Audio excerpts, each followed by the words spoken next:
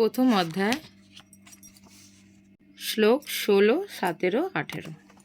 অনন্ত বিজয়ং রাজা কুন্তিপুত্র যুধিষ্ঠির নকুল সহদেবশ্চ সুঘোষমণি পুষ্পকৌ কাশ্যশ্চ পরমেশ্বশ্চ শিখণ্ডিশ্চ মহারথ দৃষ্টি দুম বিরাটশ্চ সাত্যকী চা পরাজিত দ্রৌপদ দেয়াশ্চ সর্বচ্চ পৃথিবীপতে সৌভদশ্চ মহাবাহ সংখ্যান্ন দৃপ্তু পৃথক পৃথক।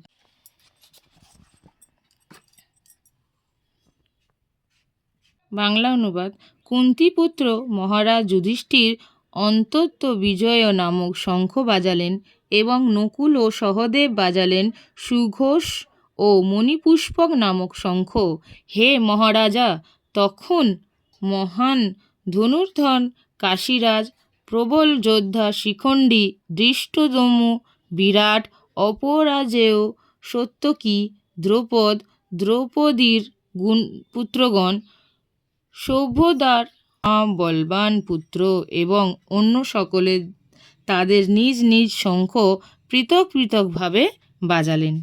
তাৎপর্য: সঞ্জয় সৌকৌশল ধৃতরাষ্ট্রকে জানিয়ে দিলেন যে পাণ্ডুদের প্রতারণা করে তার নিজেদের পুত্রদের সিংহাসনে বসাবার দুর্বুদ্ধিতা তার পক্ষে মোটেই প্রশংসনীয় কাজ হয়নি। সমস্ত লক্ষণ থেকে সুস্পষ্টভাবে ইঙ্গিত পাওয়া যাচ্ছিল যে সেই মহাযুদ্ধে সমগ্র কুরু বংশের সমূলে বিনাশ হবে। পিতামহ ভীষ্ম থেকে শুরু করে অভিমন্যুর মতো পৌত্রেরা এবং অন্য সকলের পৃথিবীর নানা দেশ থেকে আগত রাজনবর্গ সেখানে উপস্থিত সকলেই বিনাশপ্রাপ্ত হবেন। মহারাজ ধৃতরাষ্ট্রের জন্যই সমগ্র বিপর্যয়ের উদ্ভব হয়েছিল, কারণ তিনি তার পুত্রদের গৃহীত নীতিকেই সমর্থন করেছিলেন। শ্লোক 19। স ঘোষ ধৃতরাষ্ট্রং হৃদয়নি বেদায়হত নভশ্চ পৃথিবীং চ তমুলোহ ভেনু নাদয়ং। বাংলা অনুবাদ।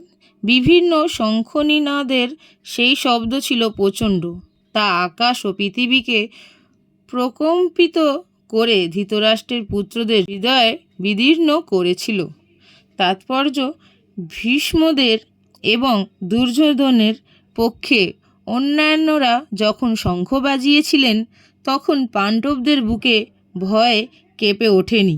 সেই ধরনের ঘটনা উল্লেখ নেই, কিন্তু সেই শ্লোকের উল্লেখ করা হচ্ছে যে পাণ্ডবদের শঙ্খনাদে ধৃতরাষ্ট্রের পুত্রদের হৃদয়ে ভয় বিদীর্ণ হলো।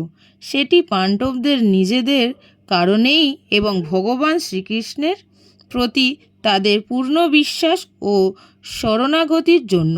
ভগবানের কাছে যিনি আত্মসমর্পণ করেন তার মনে কোনো ভয় থাকে না, এমনকি চরম বিপদেও তিনি অবিচলিত থাকেন।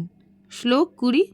তথ ব্যবস্থিতান দৃষ্টা ধার্তরাষ্ট্রো কপিধ্বজ প্রবৃত্তে ষষ্ঠ সম্পাদে অনুরুদ্ধাম পাণ্ডব ঋষিকেশ দধা ব্যাখ্য মিদমাহ মহীপতে।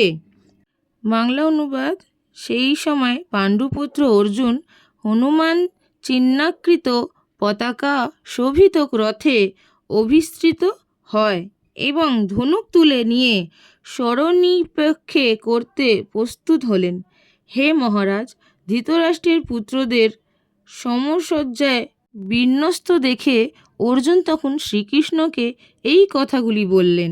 তাৎপর্য: যুদ্ধ শুরু হওয়ার মুহূর্তে উপরোক্ত বার্তালাপ থেকে বোঝা যায় যে যুদ্ধক্ষেত্রে ভগবান শ্রীকৃষ্ণ দ্বারা প্রত্যক্ষভাবে পরিচালিত পাণ্ডবদের প্রত্যাশিত সমরসজ্জা দেখে ধৃতরাষ্ট্রের পুত্রেরা অত্যন্ত হতধাম্য হয়ে পড়েছিল। অর্জুনের রথে হনুমান চিহ্নিত ধ্বজাও একটি বিজয়সূচীর ইঙ্গিত, কারণ রাম এবং রাবণের যুদ্ধে হনুমান শ্রীরামচন্দ্রকে সহযোগিতা করেছিলেন এবং শ্রীরামচন্দ্র বিজয়ী হয়েছিলেন। এখন এখানেও অর্জুনকে সাহায্য করার জন্য তার রথে শ্রীরামচন্দ্র ও হনুমান দুজনেই উপস্থিত রয়েছেন। শ্রীকৃষ্ণই হচ্ছেন শ্রীরামচন্দ্র এবং সেখানেই ভগবান শ্রীরামচন্দ্র থাকেন, যে সেখানেই তার নিত্য সেবক হনুমান এবং নিত্য সঙ্গিনী সৌভাগ্যলক্ষ্মী সীতাদেবী উপস্থিতিই থাকেন। তাই অর্জুনের কোনো সূত্রই ভয়ভীত হবার কারণ ছিল না। আর সবচেয়ে বড় কথা হচ্ছে যে সমস্ত ইন্দ্রিয় অধীশ্বর ভগবান শ্রীকৃষ্ণ তাকে পরিচালিত করবার জন্য স্বয়ং উপস্থিত ছিলেন। এভাবে যুদ্ধ সম্পাদনের জন্য সমস্ত ভালো পরামর্শ অর্জুন পাচ্ছিলেন। আর নিত্যকালের ভক্তের জন্য ভগবানের দ্বারা আয়োজিত এই রকম শুভ পরিস্থিতি সুনিশ্চিত জয়েরই ইঙ্গিত বহন করছিল। শ্লোক 21-22। সেনয়োরু ভয়ংরমধ্যে রথং স্থাপয় হেমচুক্ত যাবদেতা নিরীক্ষেত্রহং যুদ্ধ কামান বস্তিতান কৈর্মহা সহ যুদ্ধ ব্যামস্মিন রণ সমুদ্রা মে। বাংলা অনুবাদ। অর্জুন বললেন, হে অচ্যুক, তুমি উভয় পক্ষের সৈন্যদের মাঝখানে আমার রথ স্থাপন করো, যাতে আমি দেখতে পারি যুদ্ধ করার অভিলাষী হয়ে যারা এখানে এসেছে এই মহাসংগ্রামে আমাকে তাদের সঙ্গে যুদ্ধ করতে হবে। তাৎপর্য, যদিও শ্রীকৃষ্ণ স্বয়ং পরমেশ্বর ভগবান, তবুও তিনি তার অহেতুকী কৃপার বশে তার প্রিয় সখার সেবায় নিয়োজিত হয়েছিলেন। ভক্তের প্রতি করুণা প্রদর্শনের ভগবান তখনও চুক্ত হন না, তাই তাকে এখানে অচুক্ত বলে সম্ভাষণ করা হয়েছে। অর্জুনের রথে সারথি হবার ফলে তাকে অর্জুনের আদেশ অনুযায়ী কাজ করতে হয়েছিল এবং যেহেতু তা করতে তিনি কুণ্ঠিত হননি, তাই তাকে অচ্যুত বলে সম্বোধন করা হয়েছে। যদিও তিনি তার ভক্তের অর্জুনের রথের সারথি হবার ফলে তাকে অর্জুনের আদেশ অনুযায়ী কাজ করতে হয়েছিল এবং যেহেতু তা করতে তিনি কুণ্ঠিত হননি, তাই তাকে অচ্যুত বলে সম্বোধন করা হয়েছেন। যদিও তিনি তার ভক্তের রথে সারথি হয়েছিলেন, তবুও তিনি তার পরম পদ থেকে চ্যুত হননি। সকল অবস্থাতেই তিনি পরমেশ্বর ভগবান বা সমস্ত ইন্দ্রিয়ের অভিসর সহিকোষ ভগবানের সঙ্গে তার ভক্তদের সম্পর্ক অত্যন্ত মধুর ও অপ্রাকৃত।